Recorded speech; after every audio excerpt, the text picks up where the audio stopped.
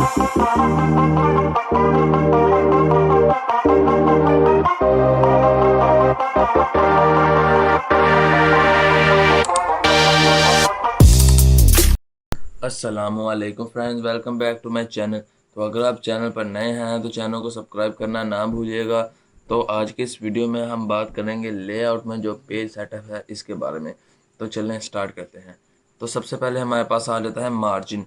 तो मार्जिन आप देख सकते हैं, जहाँ पे मेरा कर्सर है इसको हम मार्जिन कहते हैं। तो अगर मैं इसको क्लिक करूँ तो मैं आप देख सकते हैं मेरे पास एक मेन्यू ओपन हुआ है जिसमें मुझे डिफरेंट टाइप ऑफ मार्जिन नज़र आ रहे हैं। तो यहाँ से मैं अपनी पसंद का कोई भी मार्जिन या कोई भी लाइंस मैं अप्लाई कर सकता हूँ। तो इसके बाद मैं आपको बताता चलूँ कि ये ऊपर सबसे आप देख सकते हैं लास्ट कस्टम सेटिंग। तो इस पर आप जैसे ही क्लिक करेंगे तो ये जो लास्ट कस्टम होगी, जो लास्ट प्लेस होगी हमारी जो मार्जिन की, वहाँ पे सेट हो जाएगी। तो मैं इसको नॉर्मल कर देता हूँ। इसके बाद हमारे पास आ जाता है ओरिएंटेशन। तो ओरिएंटेशन से क्या होता है, बेसिकली इससे होता ये है कि जो हमारा पेज होता है उसकी जो पोर्ट्रेट या लैंडस्केप में हम उसको चेंज कर देते हैं, उसकी ओरिएंटेशन हम चेंज कर देते हैं। तो ये देखें, मैंने इसको क्लिक किया तो मेरे पास दो ऑप्शन आ गए हैं, एक पोर्ट्रेट एंड लैंडस्केप। तो लैंडस्केप पे मैंने क्लिक किया तो आप देख सकते हैं मेरा जो डॉक्यूमेंट है वो लैंडस्केप में चला गया। मैं इसको थोड़ा छोटा करता हूँ, ये देखें। तो ऐसे तो हमें ज़्यादा नहीं महसूस हो रहा, लेकिन अगर हम अगला जो बात करें साइज़ की, तो अगर मैं इस पर क्लिक करूं तो मेरे पास जो मेन्यू ओपन होता है वहां पे मुझे पेज के डिफरेंट साइज़ आप देख सकते हैं नज़र आ रहे हैं। जो आम तौर पर हमें यूज़ होता है या प्रिंटिंग के लिए यूज़ होता है वो होता है A4। तो इस पर मैं क्लिक करूँगा तो आप देख सकते हैं कि जो लैंडस्केप वाला पेज था वो भी हमें बड़ी हद तक नज़र आ रहा है। तो इसको मैं पोर्ट्रेट कर देता हूँ। तो ये देखें, ये पोर्ट्रेट पेज भी नज़र आ रहा है। मैं इसको तो इसके बाद हमारे पास ऑप्शन आ जाती है कॉलम्स की। तो कॉलम से क्या होता है कि हमारा जो डाटा होता है वो दो या दो से ज़्यादा कॉलम्स में डिवाइड हो जाता है। तो कैसे, यहाँ पे पहले मैं रैंडमली पैराग्राफ लेता हूँ। तो ये मैंने रैंडमली पैराग्राफ एंटर कर लिया। तो अब मैं कंट्रोल A प्रेस करके सबको सिलेक्ट करूँगा। इसके बाद मैं कॉलम वाले ऑप्शन में जाके इसको क्लिक करूँगा। जैसे ही मैं इसको क्लिक करूँगा तो जैसे ही मैंने इसको क्लिक किया आप देख सकते हैं मेरे पास ऑप्शंस आ गए हैं जिसमें मेरे पास लिखा हुआ है 1 2 3 लेफ़्ट राइट। तो पहले मैं 2 की बात करता हूँ। तो 2 में मैंने क्लिक किया तो आप देख सकते हैं मेरा जो डाटा है वो 2 कॉलम्स में डिवाइड हो गया है। तो अगर मैं इसके बाद दोबारा डाटा एंटर करूँ तो ये देख सकते हैं कि वो 2 कॉलम में है और जो बाकी डाटा है वो नीचे आ गया है। तो अगर मैं दोबारा कंट्रोल A प्रेस करके सबको सिलेक्ट करूं, दोबारा मैं कॉलम्स वाले पोर्शन में जाके इसको 3 में सेट कर दूं, तो आप देख सकते हैं हमारे पास जो डाटा है वो 3 कॉलम्स में डिवाइड हो गया है। तो अगर इसके बाद मैं लेफ़्ट की बात करूं तो जो लेफ़्ट की तरफ है वो हमारे पास कम से कम डाटा होगा और राइट की तरफ थोड़ा ज़्यादा डाटा होगा। इसके बाद लेफ़्ट में भी ऐसे ही होगा कि लेफ़्ट में थोड़ा सा डाटा होगा और राइट में थोड़ा ज़्यादा डाटा होगा। इसके बाद हमारे पास नीचे ऑप्शन आ जाती है मोर कॉलम्स। तो इस पर मैं क्लिक करता हूँ तो यहाँ पे मुझे डिफरेंट कॉलम्स नज़र आ रहे हैं। तो यहाँ पे आप एक ऑप्शन देख रहे होंगे नंबर ऑफ़ कॉलम्स। तो इसके अंदर हमें जितने भी कॉलम चाहिए हम यहाँ पे लिख सकते हैं। जैसे मुझे अगर 5 कॉलम्स चाहिए तो मैं 5 लिख के इसको जैसे ही ओके करूँगा तो आप देख सकते हैं मेरे पास जो है 5 कॉलम वो अप्लाई हो गए हैं। तो अब मैं इसको नॉर्मल कर देता हूँ 1 में। तो इसके बाद हमारे पास ऑप्शन आ जाती है पेज ब्रेक।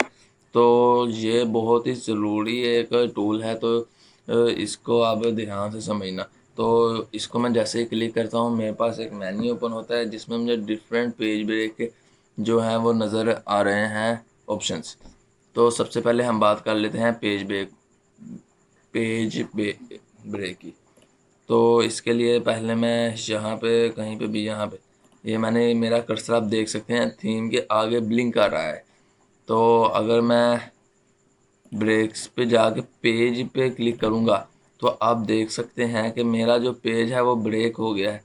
ये आप देख सकते हैं कि यहाँ पे मेरा कर्सर था, इसके आगे जितना भी डाटा था वो नेक्स्ट पेज में शिफ्ट हो गया है। ये देखें, इसके आगे जितना भी डाटा था वो नेक्स्ट पेज में शिफ्ट हो गया था,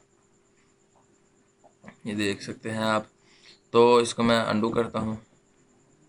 इसके बाद वापस मैं अपना कर्सर अब मैं सेव के स्टार्ट में लेके आया हूँ। ये आप देख सकते हैं, ये सेव के स्टार्ट में मेरा कर्सर ब्लिंक कर रहा है। तो अगर मैं वापस पेज ब्रेक में जाऊँ, इसके बाद हमारा नीचे वाले सेक्शन ब्रेक की बात पहले कर लेते हैं। तो इसमें मैं आपको बताता चलूँ, पहले आ जाता है नेक्स्ट पेज, उसके बाद कंटिन्यूअस, इवन एंड ओल्ड। तो पहले नेक्स्ट पेज की बात करते हैं। तो इस पर मैंने क्लिक किया तो अब वही चीज़ हुई है कि हमारा जो डाटा है वो नेक्स्ट पेज में शिफ्ट हो गया है। लेकिन इसमें एक और खासियत है कि जो हमारा फर्स्ट पेज था और जो हमारा सेकंड पेज है वो आपस में लिंक्ड नहीं है। अगर हम फर्स्ट पेज में कोई चीज़ अप्लाई करेंगे वो सेकंड पेज में अप्लाई नहीं होगी, जैसे बॉर्डर हो गया पेज का। तो इसको मैं अंडू करता हूँ। तो इसके बाद हमारे पास ऑप्शन आ जाती है कंटिन्यूअस। तो इससे क्या होता है कि इससे इसके साथ भी हमारे जो सेक्शन होता है उसके अंदर ब्रेक एंटर हो जाता है। तो इसको मैं क्लिक करूँगा तो यहाँ पे सेव के पहले मेरा जो कर्सर था वो ब्लिंक आ रहा था। तो लेकिन ये आप देख सकते हैं कि पैराग्राफ के दरमियान जो है वो स्पेस ज़्यादा हो गया। तो अब इसके बाद अगर ये देखें, यहाँ पे मेरे पास एक पेज ब्रेक एंटर हो गया है। अगर मैं चाहूँ तो ऊपर एक इलादा फॉर्मेट ऐड कर सकता हूँ, नीचे इलादा फॉर्मेट ऐड कर सकता हूँ। तो इसके साथ आ जाता है even page and old page.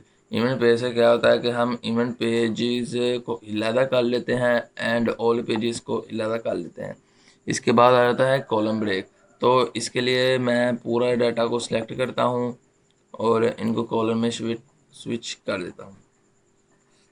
तो इसके बाद मैं कॉलम ब्रेक की बात करने के लिए मैं ये देखें, रीडिंग के पहले मेरा कर्सर जो है वो ब्लिंक आ रहा है।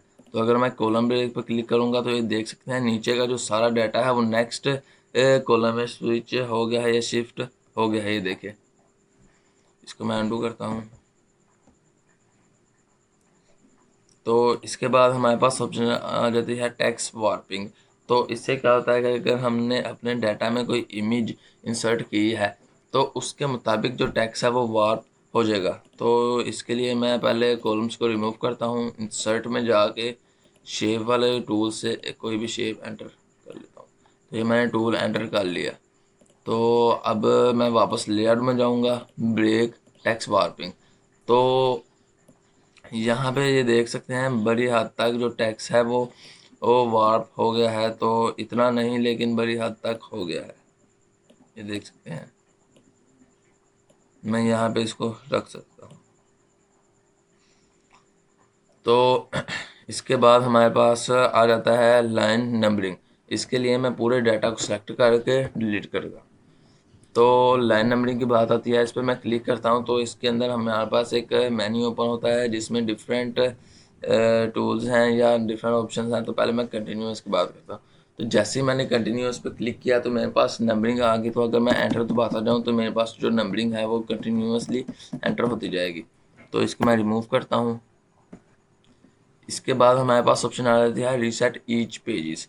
तो इससे बेसिकली क्या होता है कि हमने अगर नंबरिंग दी हुई है अपने डाटा को और हमने बीच में से कोई नंबर में रिमूव कर दिया है, उसको ख़त्म कर दिया है, तो अगर हम इसको क्लिक करेंगे तो जो हमारे नंबर हैं वो रीसेट हो जाएंगे। तो बाकी ऑप्शन इतने ज़रूरी नहीं है। तो इसके बाद हम इसको भी अंडू कर देते हैं, 1 मिनट।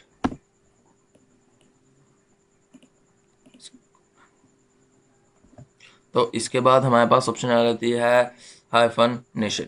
तो इससे क्या होता है कि हमारा जो डाटा होता है अगर उसमें कोई वर्ड कोई मार्जिन से आगे जा रहा है और लेकिन वो पूरा नहीं आ रहा तो उसके आगे हाइफन लग जाती है। तो कैसे, मैं रैंडमली डाटा एंटर करता हूँ। तो ये मैंने डाटा एंटर किया। तो यहाँ पे अगर मैं हाइफन पे क्लिक करूँ ऑटोमेटिकली, तो यहाँ पे मैंने क्लिक किया तो ये सर्च करेगा कहीं पे हाइफन लगना है कि नहीं। तो कंट्रोल ए हाइफन ऑटोमेटिक। तो यहाँ पे आप देख सकते हैं ये हाइफन एक लगी हुई है। मैं आपको जूम करके दिखा देता हूँ। तो ये आप देख सकते हैं एक हाइफन यहाँ पे लगी हुई है। और भी देख लेते हैं यहाँ लगी है कि नहीं। तो यहाँ पे और कोई हाइफन नहीं लगी। तो इसके बाद आप देख सकते हैं कि यहाँ पे आपको एक छोटा सा जो एरो है वो नज़र आ रहा होगा। तो इस पर अगर आप क्लिक करेंगे तो एक मेन्यू ओपन होगा जिसमें वही सारी चीज़ें हैं जो मैं आपको बता चुका हूँ। तो यहाँ से भी आप अपने पेज की लेआउट चेंज कर सकते हैं, मार्जिन चेंज कर सकते हैं, तो वहाँ से भी कर सकते हैं। तो फ्रेंड्स, यहाँ पे जो मेरा आज का लेक्चर है वो ख़त्म होता है। तो अगर इसके मुतालिक आपको कोई क्वेश्चन करना हो, सवाल करना हो, तो आप कमेंट सेक्शन में कर सकते हैं। तो अगर आपको वीडियो पसंद आई हो तो इसको लाइक करना ना भूलिएगा। अल्लाह हाफिज़।